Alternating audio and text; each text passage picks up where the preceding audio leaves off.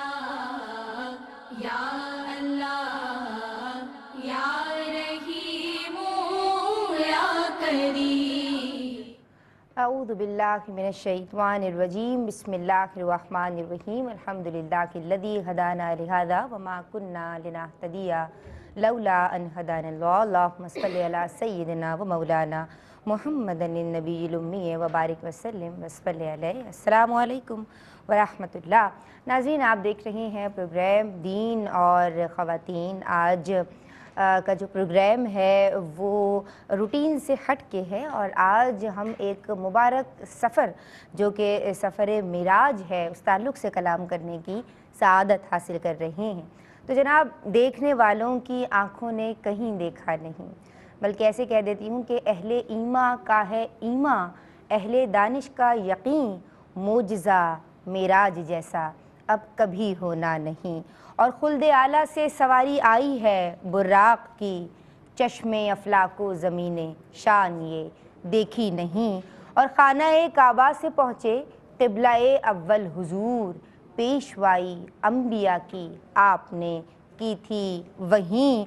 और सांस लेना भूल जाए क्यों ना मखलूक़े खुदा, अम्बिया से मिल के अब जाते हैं वो अर्शे बरी। और मेरे आका इससे आगे मैं भी जा सकता नहीं, पहुँचे सिदरा पे तो यूं गोया हुए रूहुल अमी। और रोयते रब का शरफ़ पाया मेरे सरकार ने, ये वो रुतबा है किसी ने आज तक देखा नहीं। और अरफ़ा व आला मरातिब वाले आका को सलाम, क्यों न हो उनके लिए लब पर दुरूदे दिल नशी। और मुख्तसर ये है हरीमे हक़ से आती है निदा, जो नहीं प्यारे का मेरे वो कभी मेरा नहीं। नाज़रीन, सफ़र मिराज अहले ईमान के लिए बड़ी फ़रहत का वाक़या है, बड़ा बाबरकत वाक़या है। और इस मुबारक अहवाल को हम सालों से, बरसा बरस से, सदियाँ बीत चुकी हैं जनाब, सुनते चले आ रहे हैं। वाइज़ीन वाइज़ात और मुक़र्रर हज़रात हमें सुना रहे हैं, हम सुन रहे हैं। सुनने वाला भी जानता है, सुनाने वाली भी जानती है और सुनने वाला भी जानता है, लेकिन फिर भी इसमें एक चाशनी महसूस होती है और दिल चाहता है कि इस वाक़े का लुत्फ़ लिया जाए। तो ये इस मुबारक वाक़े का एजाज़ है। अल्लाह ने अपने हबीब को अपनी बारगाह क़ुर्ब में कुछ ऐसे बुलाया कि वक्त की गर्दिश रोक दी। इस मुबारक सफ़र में की जो रिफ़तें हैं, इसकी जो बरकतें हैं, इसकी जो हिकमतें हैं, इसकी जो अज़मतें हैं जनाब, उसके लिए आज हमने कोशिश की है कि एक ऐसी नशिस्त हो कि जिसमें इसी पे बात हो। तो जनाब, आज हम अल्हम्दुलिल्लाह रब्बिल आलमीन इस मुबारक सफ़र पे कि जो मुहिब और महबूब जानते हैं अल्लाह मेज़बान है और हबीबुल्लाह यानी रसूलुल्लाह सल्लल्लाहु अलैहि वसल्लम मेहमान हैं। और फिर सूरह बनी इसराइल में अल्लाह ने इसका ज़िक्र भी फरमाया। मैं चाहूँगी कि मेरी आलिमात इस मुबारक सफ़र की अज़मतों पे और रिफ़तों पे कलाम करें। आज माशाअल्लाह जो मेरे साथ मौजूद हैं, आप सब जानते हैं, मेरे प्रोग्राम का मुस्तक़िल हिस्सा।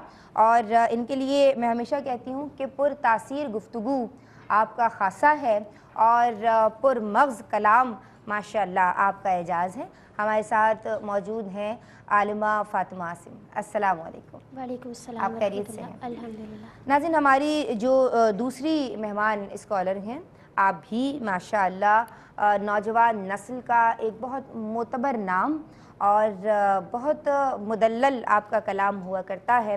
कुरान व हदीस पे मबनी गुफ्तगू माशाअल्लाह हम इनसे सीख रहे हैं और हम इन्हें भी बहुत पसंद करते हैं।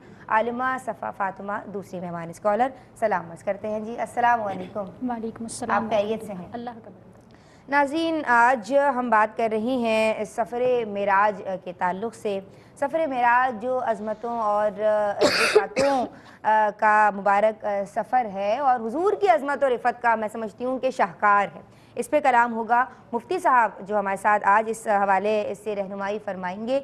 माशाअल्लाह हमारे दिलों में, हमारे क़ुलूब व अज़हान में अक़ीदत और ताअत रसूल सल्लल्लाहु अलैहि वसल्लम की शम्मा फ़रोज़ा करने का हुनर आप बखूबी जानते हैं। हम इनसे सीख रही हैं और इनकी मौजूदगी हम सब के लिए बाइस बरकत है।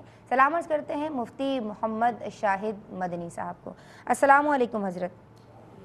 وعلیکم السلام ورحمۃ اللہ وبرکاتہ۔ آپ خیریت سے ہیں؟ جی الحمدللہ۔ بات ہو رہی ہے جناب سفر معراج کے تعلق سے۔ عالمہ فاطمہ عاصم آپ سے اس گفتگو کے سلسلے کا آغاز کریں گے۔ سفر معراج جو عظمتوں اور رفتوں کا سفر ہے، اس تعلق سے آپ کیا فرماتی ہیں؟ بسم اللہ الرحمن الرحیم۔ اللہم صلی علی سیدنا و مولانا محمد صاحب التاج والمعراج والبراق والعلم وآلہ وصحبہ وبارک وسلم۔ سفر معراج آقا کریم علیہ الصلوۃ والسلام کا عظیم معجزہ کہ جس نے تسخیر کائنات کے مقفل دروازوں کو کھولنے کی ابتدا کی۔ سبحان اللہ۔ اتنا عظیم معجزہ ہے کہ جس پر صدیوں سے بات ہو رہی ہے، جیسے آپ نے انٹرو میں بھی کہا، لیکن اس کے باوجود تو میں یہ سمجھتی ہوں کہ یہ قرآن کریم کے ورفعنا لک ذکرک جو آیت طیبہ ہے، اس کا عظیم مظہر ہے، اس کا عملی نمونہ ہے۔ صدیوں سے اس پر بات ہوتی چلی آ رہی ہے اور تا قیامت ہوتی رہے گی۔ آقا کریم علیہ الصلوۃ والسلام کی یہ عظمت، یہ رفعت تا قیامت اور پھر قیامت کے بعد تو فقط اتنا سبب ہے انعقاد بزم محشر کا کہ ان کی شان محبوبی دکھائی جانے والی ہے۔ تو جو آج نہیں مانتے، کل قیامت کے روز تو ان پر بھی آقا کریم علیہ الصلوۃ والسلام کی عظمت اور رفعت کی شان عیاں ہو جائے گی۔ اتنا عظیم معجزہ ہے، قرآن کریم اس کو یوں بیان کرتا ہے۔ سورہ بنی اسرائیل کی پہلی آیت مبارکہ ہے، سبحان الذی اسریٰ بعبدہ لیلا من المسجد الحرام الی المسجد الاقصی۔ پاک ہے وہ ذات جو لے گئی اپنے بندے کو راتوں رات مسجد حرام سے مسجد اقصی تک۔ تو مسجد حرام سے لے کر مسجد اقصی تک کا جو سفر ہے، سفر اسراء کہلاتا ہے، اور مسجد اقصی سے پھر ساتوں آسمانوں تک کا سفر، سفر معراج کہلاتا ہے۔ پھر آقا کریم علیہ الصلوۃ والسلام خود فرماتے ہیں ثم عرج بی، پھر مجھے اور اوپر لے جایا گیا۔ عرج اعراج سے بلندی، رفعت، وہ سفر اعراج کہلاتا ہے۔ تو اللہ رب العالمین جل مجدہ نے اپنے محبوب کریم علیہ الصلوۃ والسلام کو معراج کا اگر ہم پس منظر دیکھیں تو 10ویں سال نبوت کے عطا فرمائی، اور وہ ایسا سال تھا جس میں حضرت ابو طالب کی وفات ہوتی ہے، اور شعب ابی طالب میں مسلمان اس قدر جو ہے وہ ظلم کا شکار ہوتے ہیں۔ 12ویں سال بھی آیا ہے نبوت کی؟ 12ویں سال بھی آیا ہے، لیکن زیادہ صحیح جو ہے وہ 10ویں برس ہے نبوت کی۔ ہجرت سے 2 سال قبل جو ہے آقا کریم علیہ الصلوۃ والسلام کو معراج کا شرف عطا ہوا، یعنی وہ جو عام الحزن تھا جب حضرت اماں خدیجہ کا بھی انتقال خدیجہ ہوا، الکبریٰ رضی اللہ تعالیٰ عنہ کا بھی اسی سال میں وصال ہوا۔ طائف کا جو واقعہ، جی حضرت ابو طالب کا بھی، اللہ جل مجدہ نے اپنے محبوب کریم علیہ الصلوۃ والسلام کی تسکین خاطر کے لیے معراج عطا فرمائی، اور حضرت سیدنا جبریل علیہ السلام تشریف لائے۔ جب آقا کریم علیہ الصلوۃ والسلام اپنی چچا زاد بہن ام ہانی کے گھر آرام فرما تھے رات میں، تو سیدنا جبریل علیہ السلام نے آپ کے قدمین طیبین کا بوسہ لے کر جب آپ بیدار ہوئے تو پھر اس کے بعد آپ کا سفر شروع ہوا، اور پہلے اس کے بعد آپ کو حرم کعبہ میں لے جا کر حضرت جبریل علیہ السلام نے شق صدر کیا۔ آقا کریم علیہ الصلوۃ والسلام کا شق صدر ہوا، پھر اس کے بعد یہ سفر معراج کا سلسلہ شروع ہوا۔ تو آقا کریم علیہ الصلوۃ والسلام کے قدمین طیبین کو بوسہ دیا حضرت جبریل نے، تو حضور سیدی اعلیٰ حضرت اس کو بہت پیارے انداز میں بیان فرماتے ہیں، کہتے ہیں کہ تاج روح القدس کے موتی جسے سجدہ کرے رکھتی ہیں اتنا وقار، اللہ اکبر ایڑیاں۔ جب ایڑیاں مبارک کا یہ عالم ہے تو آقا کریم علیہ الصلوۃ والسلام کے جسد اقدس کا عالم کیا ہوگا؟ پھر وہاں سے آقا کریم علیہ الصلوۃ والسلام مسجد اقصی تشریف لے گئے۔ مسجد اقصی میں آقا کریم علیہ الصلوۃ والسلام نے تمام انبیاء کرام علیہم الصلوۃ والسلام کی امامت فرمائی، حالانکہ آپ مقتدا ہیں، سب سے آخر میں تشریف لے کر آئے، لیکن ہیں سب کے مقتدا، سب کے امام ہیں۔ حضور سیدی اعلیٰ حضرت فرماتے ہیں نماز اقصی میں تھا یہی سر مانا ہوتا ہے راز، آیا ہوں معنی اول آخر ہے دست بستہ جو پیچھے حاضر، وہ سلطنت آگے کر گئے تھے۔ تو تمام انبیاء کرام علیہ الصلوۃ والسلام کی امامت آپ نے فرمائی۔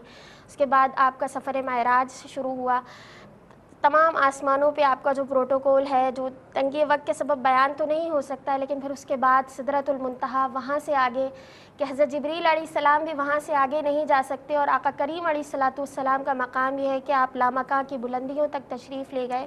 تو اس میں ایک نقطہ یہ بھی کمال کا ہے کہ ایک تو آقا کریم علیہ الصلوۃ والسلام تشریف لے گئے، پھر وہاں سے آنا اس سے بھی بڑا کمال ہے کہ جیسے ایک شاعر بیان کرتے ہیں کہ وہ خدا کے نور کو دیکھ کر بھی جہان والوں میں آ گئے، سر عرش جانا کمال تھا کہ وہاں سے آنا کمال تھا۔ واہ واہ، وہ دیدار الہی سے منور اور روشن ہو کر جب واپس تشریف لے آئے تو یہ بھی ایک بہت بڑی کمال کی بات ہے۔ تو آقا کریم علیہ الصلوۃ والسلام کے سفر معراج سے اللہ رب العالمین ہمیں بھی حصہ عطا فرمائے، بہت عظیم معجزہ ہے۔ صحیح. یہ تو ناظرین دریا کو کوزے میں بند کرنے کے مترادف ہے. بہت مبارک سفر، اور ہر ایک پوائنٹ پہ میں سمجھتی ہوں، ہر ایک قدم پہ اتنی پیاری پیاری جو ہے وہ سعادتیں حضور کو ملی ہیں اور برکتیں ہیں ہم سب کے لیے. آپ کے مقام کے رفتیں ہیں. بہت مشکل تھی فاطمہ کے لیے، لیکن بہت خوبصورتی سے میری بہن نے اس فریضے کو نبھایا ہے، انجام دیا ہے.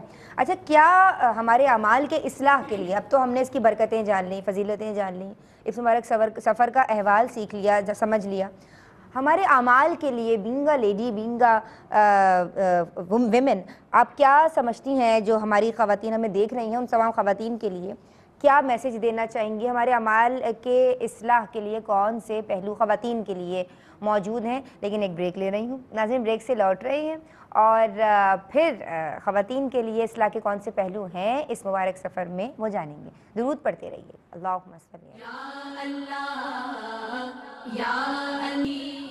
بسم اللہ الرحمن الرحیم. السلام علیکم ورحمۃ اللہ. ناظرین ہم بریک سے قبل عالمہ صفا فاطمہ کی طرف بڑھ رہے تھے، لیکن ہم نے کوشش کی کہ بریک پہلے لے لی جائے اور پھر ان کے سمت بڑھا جائے. ان سے جاننا یہ چاہ رہے ہیں جناب کہ سفر معراج میں ہمارے اعمال کی اصلاح کے لیے کون سے پیغامات موجود ہیں؟ جی میری بہن. اعوذ باللہ من الشیطان الرجیم، بسم اللہ الرحمن الرحیم.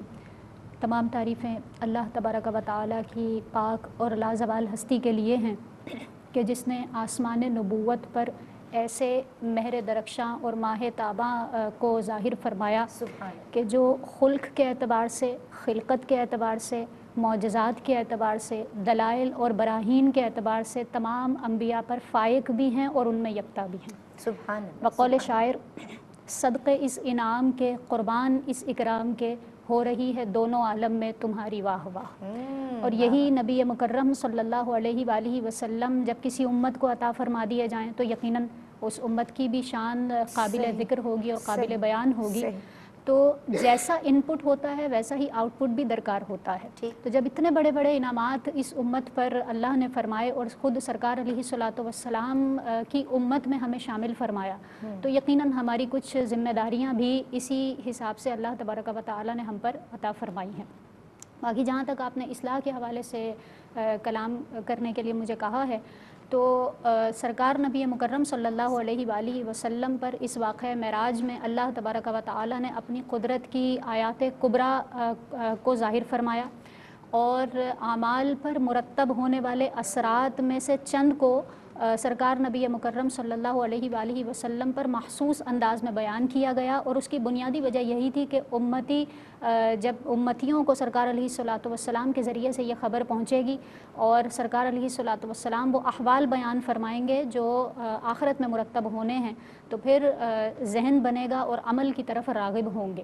جیسا کہ نبی کریم صلی اللہ علیہ وآلہ وسلم پر انعامات کا جہاں تک تعلق ہے، اس کے حوالے سے پہلے گفتگو کر دوں کہ نبی کریم صلی اللہ علیہ وآلہ وسلم پر ایک ایسی قوم کو پیش کیا گیا جو کھیتی باڑی کرتی تھی اور رات ایک دن فصل بویا کرتے تھے، اگلے دن وہ فصل کاٹ لیا کرتے تھے. اور جب وہ فصل کاٹنے کے قابل ہو جاتی اور کاٹ لیا کرتے تھے تو پھر وہ دوبارہ ویسے ہی لہلہا رہی ہوتی تھی، یعنی یہ فصل کٹ کر ان کے پاس آ بھی گئی اور اسی طرح وہ لہلہا رہی ہے.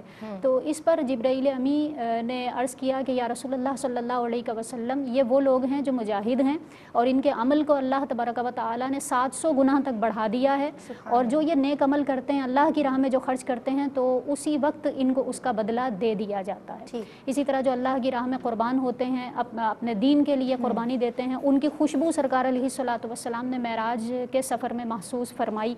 پھر اسی طرح جو عذابات کا سلسلہ ہے اس کو بھی سرکار علیہ الصلوۃ والسلام نے اس کے بھی مشاہدات فرمائے. جیسا کہ نبی کریم صلی اللہ علیہ وآلہ وسلم پر ایسے لوگ پیش کیے گئے کہ جو خون کی نہر میں نہا رہے ہیں اور ان کے منہ میں پتھر ڈالے جا رہے ہیں، تو سرکار نبی کریم صلی اللہ علیہ وآلہ وسلم کو یہ بتایا گیا کہ یہ وہ لوگ ہیں کہ جو سود کھاتے ہیں.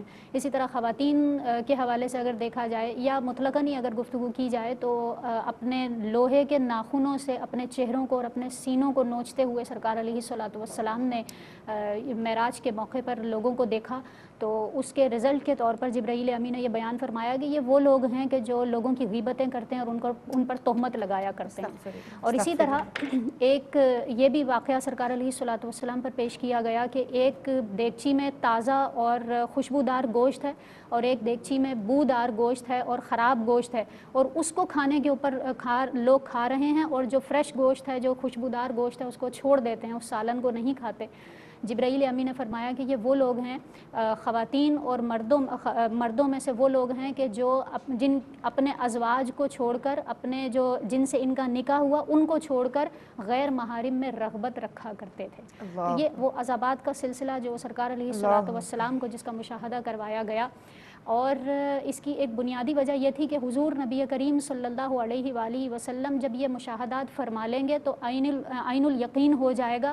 تو جب امت کے سامنے سرکار علیہ الصلوۃ والسلام ان معاملات کو پیش کریں گے تو جیسے امتی اور اہل ایمان سرکار کی معراج کو تسلیم کریں گے، اسی طرح ان تمام عذابات کو اور ان انعامات کو حق جانتے ہوئے ان کو تسلیم بھی کریں گے اور اس سے بچنے کی کوشش بھی کریں گے۔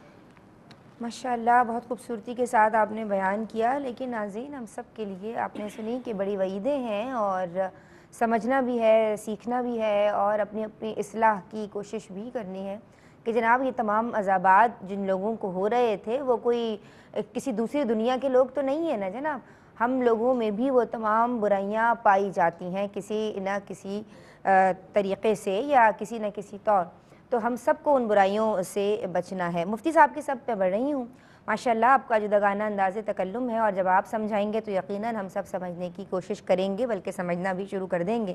مفتی صاحب سفر معراج میں ہمارے اعمال کی اصلاح کے لیے کیا کیا پیغامات ہیں، کس طرح اپنے اعمال جو ہیں ان کی درستگی کے لیے ہمیں کوشاں ہونا ہے، آپ کس طرح ہمیں میسیج دیں گے؟ اور پھر سفر معراج کے تعلق سے اگر آپ تھوڑا بیک گراؤنڈ بھی بتانا چاہیں تو۔ الحمدللہ الذی وحدہ والصلاة والسلام علی من لا نبی بعدہ، اما بعد فاعوذ باللہ من الشیطان الرجیم، بسم اللہ الرحمن الرحیم۔ دیکھیں معراج النبی صلی اللہ علیہ وآلہ وسلم نبی کریم صلی اللہ علیہ وسلم کا عظیم معجزہ ہے، اور ہمیں اس پر فخر ہے اور فخر ہونا بھی چاہیے کہ ہم اس نبی کے امتی ہیں کہ جنہیں اللہ نے دنیا حیات ظاہری میں اپنے دیدار کا شرف عطا فرمایا، سبحان اللہ، اور آپ نے عین الیقین حاصل فرمایا، اور پھر اس کے ساتھ آپ نے توحید کو بیان کیا۔ سفر معراج میں مسجد حرام سے مسجد اقصیٰ تک کا سفر اسراء کہلاتا ہے، مسجد اقصیٰ سے سدرۃ المنتہا تک کا سفر معراج کہلاتا ہے کہ اس میں عروج ہوا، زینہ بزینہ آپ تشریف لے گئے، اور پھر سدرۃ المنتہا سے مقام قاب قوسین تک پہنچنا، اور پھر فأوحیٰ الی عبدہ ما اوحیٰ کی منزل پر فائز ہونا، اور ما زاغ البصر، آنکھ کا چھپکنا نہیں اور رب کا دیدار کر لینا، اسے اعراج کہا جاتا ہے۔ یہ تین قسمیں اس طرح نظام الدین اولیاء رحمہ اللہ نے بھی بیان فرمائیں۔ ہمیں اس بات پر فخر ہونا چاہیے کہ نبی کریم علیہ افضل الصلاۃ والتسلیم کو اللہ نے یہ شان عطا فرمائی، اور معراج کو نہ مان کر ابو جہل جہنمی ہوا، حضرت ابو بکر صدیق اکبر ہو گئے۔ تو الحمدللہ ہم صدیق اکبر رضی اللہ عنہ کے چاہنے والوں میں ہیں، تو ہم معراج کو مانتے بھی ہیں، مناتے بھی ہیں، ذکر بھی کرتے ہیں، اور یہ بڑی واضح سی بات ہوتی ہے کہ جو محب حقیقی ہوتا ہے وہ محبوب کی نعمت پر خوش ہوتا ہے، مجھے ملے نہ ملے میرے محبوب کو مل جائے۔ تو اتنا بڑا شرف جب اللہ نے اپنے محبوب کو عطا فرمایا تو امتی یقیناً اس پر خوش ہوتا ہے۔ اور سب سے اہم بات یہ ہے کہ بعض اوقات لوگ عقل کے گھوڑے دوڑاتے ہیں کہ جی یہ کیسے ہو سکتا ہے، تو اللہ نے لفظ سبحان سے آغاز فرمایا کہ محبوب آپ دعویٰ نہیں فرما رہے کہ میں گیا، بلکہ میں رب یہ فرما رہا ہوں کہ میں اپنے بندہ خاص کو لے گیا۔ اب جسے اعتراض کرنا ہے وہ میری ذات پر اعتراض کر کے دکھائے، اگر کرے گا تو دائرہ اسلام سے خارج ہو جائے گا۔ تو یہ جو سفر ہے مسجد حرام سے مسجد اقصیٰ تک، اس کے بارے میں فرمایا گیا کہ اگر کوئی اس کا انکار کرتا ہے تو وہ دائرہ اسلام سے خارج ہو جائے گا، چونکہ آیات قرآنیہ کا انکار ہے، اور ایسی آیات جو کہ قطعی الثبوت قطعی الدلالہ ہیں ان میں تعویل بھی ممکن نہیں ہے۔ صحیح۔ اس کے بعد جو سورہ نجم کی ابتدائی 18 آیات ہیں، وَالنَّجْمِ إِذَا هَوَىٰ مَا ضَلَّ صَاحِبُكُمْ وَمَا غَوَىٰ، اس میں مفسرین نے بیان فرمایا کہ جو سفر کا دوسرا حصہ ہے مسجد اقصیٰ سے سدرۃ المنتہا تک، اسے بیان کیا گیا ہے، لیکن وہاں پر اگرچہ تعویل کی گنجائش موجود ہے، تو اس لیے اگر کوئی ان کا انکار کرتا ہے تو اسے کفر تو قرار نہیں دیا گیا، البتہ گمراہی قرار دیا جا سکتا ہے۔ اور پھر اس کے بعد جو اللہ کی بارگاہ میں حاضری ہے، آپ فرماتے ہیں کہ میں نے اپنے رب کا دیدار کیا، رب نے اپنے دست قدرت کو میرے دونوں شانوں کے درمیان رکھا، مجھ پر مشارق و مغارب روشن ہو گئے، یہ احادیث صحیحہ سے ثابت ہیں۔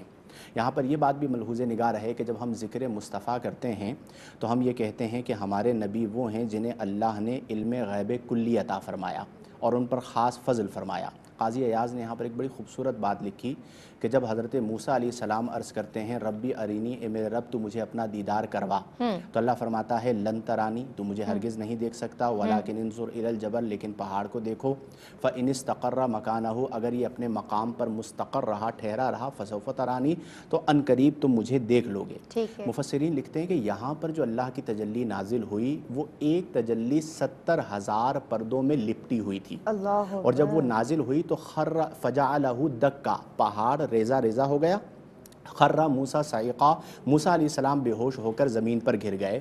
پہاڑ جو قوت رکھتا ہے وہ ریزہ ریزہ ہو گیا، موسیٰ علیہ السلام ریزہ ریزہ نہ ہوئے، صرف بے ہوش ہوئے۔ اس کا مطلب یہ ہے کہ قوت نبوت قوت جبل سے زیادہ ہے، اور پھر یہ قوت موسیٰ علیہ السلام کی بات ہو رہی ہے، جبکہ نبی کریم علیہ افضل الصلاۃ والتسلیم نے تو بے حجاب رب کا دیدار کیا، اس کی کیفیت کو ہم بیان نہیں کرتے، ما زاغ البصر وما طغى، آنکھ چھپکی بھی نہیں۔ اور جب موسیٰ علیہ السلام آنکھ کھولتے ہیں تو قاضی ایاز لکھتے ہیں کہ کان یبصر النملۃ السوداء فی اللیلۃ الظلماء من 10 فراسخہ، آپ 30 میل کی مسافت سے سیاہ رات میں سیاہ چیونٹی کو دیکھ لیا کرتے تھے۔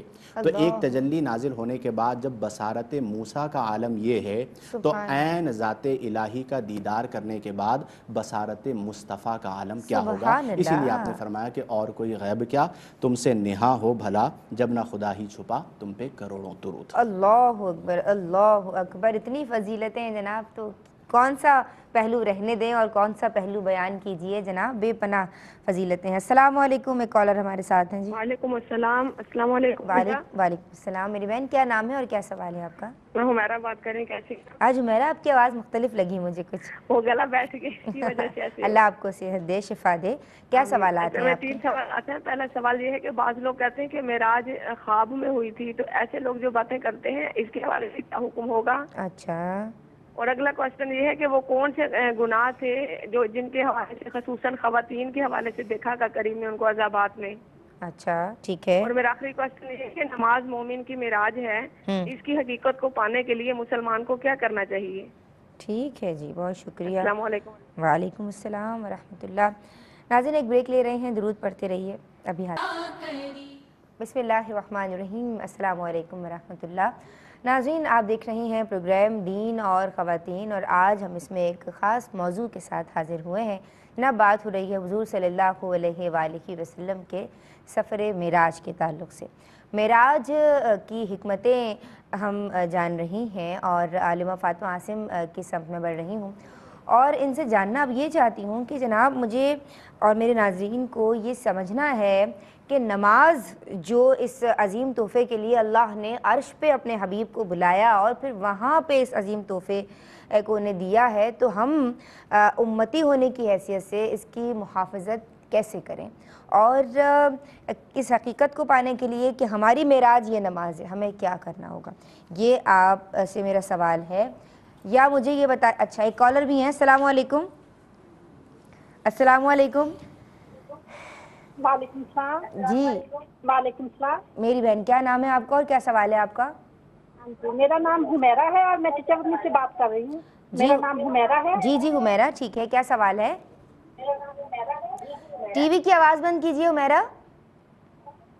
جی جی جی کر دی۔ اچھا اب سوال کیجیے۔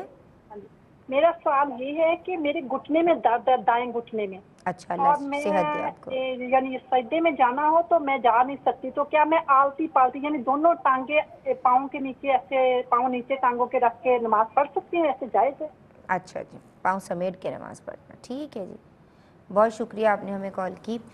جی ٹھیک ہے، ہم اس کی قدر کے تعلق سے بعد میں بات کریں گے. حضور کو کیسے دیا گیا یہ تحفہ؟ بسم اللہ الرحمن الرحیم. دیکھیں، ہم اگر جہاں سفر معراج کی بات کریں وہاں آقا کریم علیہ الصلوۃ والسلام کو سفر معراج میں جو ایک عظیم تحفہ دیا گیا وہ نماز کا تحفہ ہے. اور پھر ہم دیکھتے ہیں کہ دیگر امم سابقہ جو ہیں ان کے تمام احکامات اور اس امت میں بھی جو تمام احکامات ہیں وہ تمام زمین پر دیے گئے. ان کی وحی زمین پر نازل ہوا کرتی تھی، اور جو نماز ہے اس کا تحفہ آقا کریم علیہ الصلوۃ والسلام کو جب معراج پر بلایا گیا اور اس عظیم منصب سے سرفراز فرمایا گیا، اس وقت آقا کریم علیہ الصلوۃ والسلام کو نماز کا تحفہ دیا گیا. اور نماز کا تحفہ بھی 50 نمازوں کا تحفہ، جس میں بار بار جانے آنے سے جو حضرت موسیٰ علیہ السلام کے کہنے پر آقا کریم علیہ الصلوۃ والسلام نے نمازوں میں تخفیف فرمائی. پھر 5 نمازیں رہ گئیں، یہاں تک کہ نمازیں 5 ہیں، دن میں 5 مرتبہ پڑھنی ہے، لیکن ان کا ثواب 50 نمازوں کے برابر ہی ہے. سبحان اللہ. ایک تو یہ بات، اور پھر دوسرا یہ عظیم تحفہ معراج پر دیا گیا، کیونکہ نبی کی معراج تو آقا کریم علیہ الصلوۃ والسلام کی معراج تو انہوں نے اللہ جل مجدہ کا دیدار کیا. ایک امتی کی یہ معراج کے جو تحفہ آسمانوں سے اللہ کے حبیب علیہ الصلوۃ والسلام لے کر آئے سفر معراج سے، وہ تحفہ نماز ہے. پھر خود آقا کریم علیہ الصلوۃ والسلام نے فرمایا الصلاۃ معراج المؤمن. تو اتنا عظیم تحفہ ہے، یعنی نبی کی تو یہ معراج ہے، تو پھر مومن کی معراج کیا ہے؟ نماز ہے. اور دن میں 5 ٹائم نماز فرض ہے، کہ 5 بار جب ایک مومن مسلمان اللہ جل مجدہ کے حضور اپنا سر تسلیم کرتا ہے، خم کرتا ہے، تو یہ در حقیقت مومن کی معراج ہوتی ہے کہ آقا کریم علیہ الصلوۃ والسلام کی اس معراج سے ایک مومن مسلمان کو بھی یہ حصہ ملا. اور پھر ہم دیکھتے ہیں کہ یہ جو سفر معراج ہے اس میں نماز کا حکم ملا، اور اس کے علاوہ سورہ بقرہ کی جو آخری آیات ہیں، آخری رکوع ہے، آمن الرسول سے اسٹارٹ ہوتا ہے، یہ بھی آقا کریم علیہ الصلوۃ والسلام کو سفر معراج پر ہی دیا گیا. تو یہ تحفے کی عظمت پر بھی دلالت کرتا ہے. اور پھر اللہ کے حبیب علیہ الصلوۃ والسلام نے بارگاہ الہی میں عرض کی التحیات للہ والصلوات الطیبات، تمام قولی فعلی عبادتیں اللہ جل مجدہ کے لیے. وہاں سے پھر السلام علیکہ ایھا النبی کی صدا آتی ہے. پھر آقا کریم علیہ الصلوۃ والسلام اس سفر معراج پر بھی، یعنی آقا کریم علیہ الصلوۃ والسلام کا عروج اور عظمت ہے، اس کے باوجود آپ امت کو نہیں بھولے. فرمایا السلام علینا وعلی عباد اللہ الصالحین، نیک بندوں پر بھی سلام ہو. تو یہ امت کو سلامتیوں میں ان نیکوں کو بھی شامل کر لیا، تو اللہ ان نیکوں میں ہی ڈال دے. آمین. تو یہ ضرور یاد رکھنا چاہیے کہ یہ نماز کا تحفہ آقا کریم علیہ الصلوۃ والسلام کو معراج پر جو ملا ہے، تو مومن کی معراج یہ ہے وہ کم سے کم اس نماز پر محافظت اختیار کرے. اور پھر الصلاۃ عماد الدین، نماز دین کا ستون ہے. الصلاۃ قرۃ عینی، آقا علیہ الصلوۃ والسلام فرماتے ہیں نماز میری آنکھوں کی ٹھنڈک ہے. تو یہ اتنا عظیم تحفہ ہے ہمیں اس معراج کے مہینے میں جو 27 رجب المرجب کو آقا کریم علیہ الصلوۃ والسلام کو عطا ہوئی.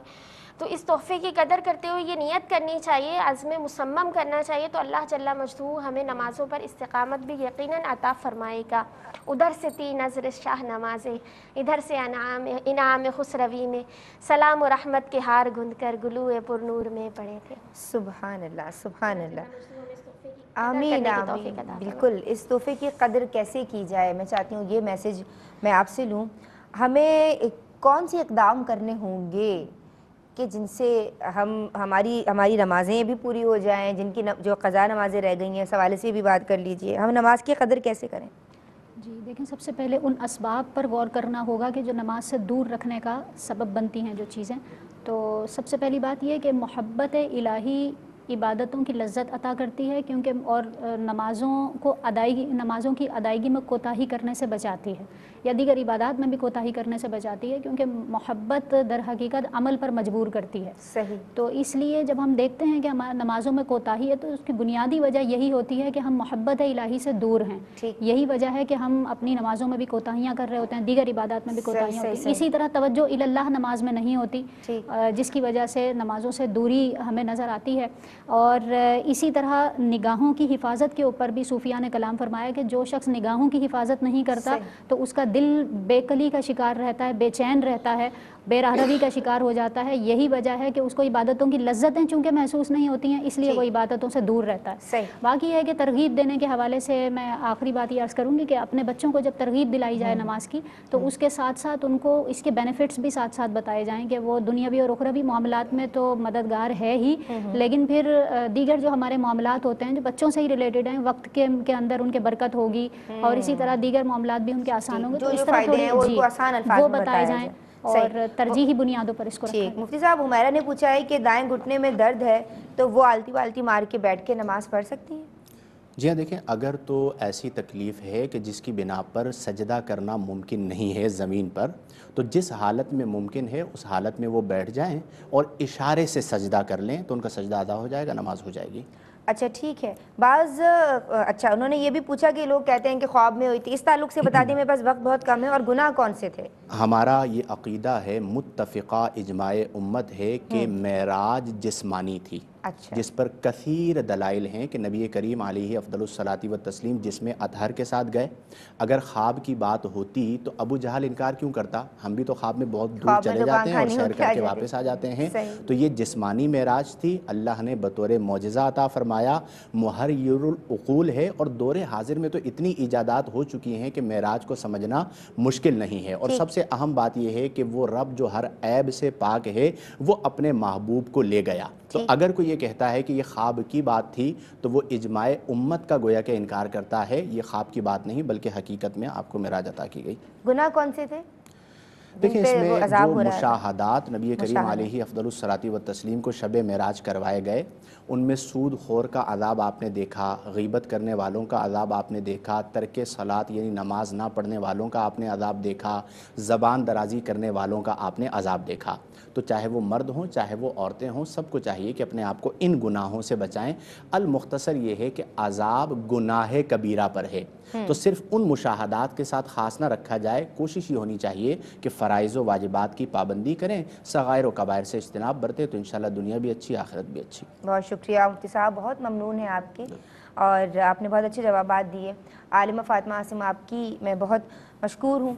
आलिमा सफ़ा फ़ातिमा, आपका बहुत शुक्रिया कि आपने अपना वक्त दिया और बहुत अच्छे जवाबात मरहमत फरमाए। नाज़रीन, आप लोगों का बहुत शुक्रिया, आप लोग हमें कॉल्स करते हैं। ज़िंदगी ने वफ़ा की तो इंशाअल्लाह ज़वजल अगले हफ़्ते एक नए उन्वान के साथ फिर से हाज़िर हो जाएंगे। कोई बात कहीं कोई गलती हो गई हो तो अल्लाह तबारक व तआला हम सबको माफ़ फरमाए और हम सब की इस काविश को अपनी बारगाह मुक़द्दसा में कबूल व मंजूर फरमाए। फ़ी अमानिल्लाह। अस्सलामु अलैकुम व रहमतुल्लाह। या अल्लाह या अल्लाह या रहीमू या मौला मौला मेरे मौला मौला मौला मौला मौला मौला मौला मौला मौला दराड़े दराड़े गल माथे पे मौला मरम्मत मुक़द्दर की कर दो मौला मेरे मौला तेरे दर पे झुका हूँ मिटा हूँ बना हूँ।